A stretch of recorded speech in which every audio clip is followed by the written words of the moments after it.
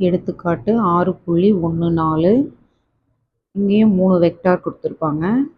ஆகிய வெக்டர்கள் ஒரு தள வெக்டர்கள் ஆகும் என நிறுவுக.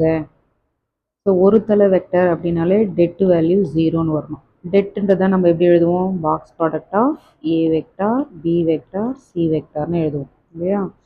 இதுக்கெல்லாம் பேர் வைக்கலாம். சில கணக்கு அவங்களே ஏ வெக்டார்னு கொடுத்துருவாங்க.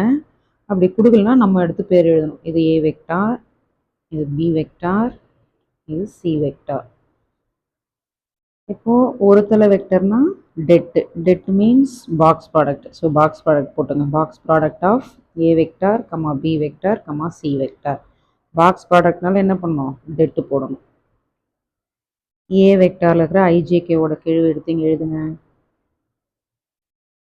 அடுத்து பி வெக்டாரில் இருக்கிற ஐஜேகேவோட கெழு எடுத்து இங்கே எழுதுங்க. லாஸ்ட்டாக சி வெக்டார் இதோட கெழு இங்கே.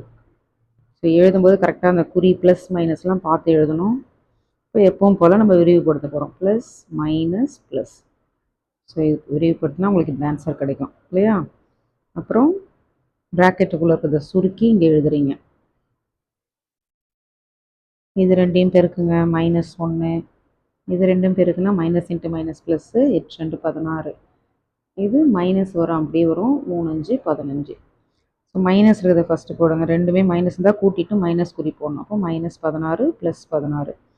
ஸோ -16 + 16ஓட ஆன்சரு 0.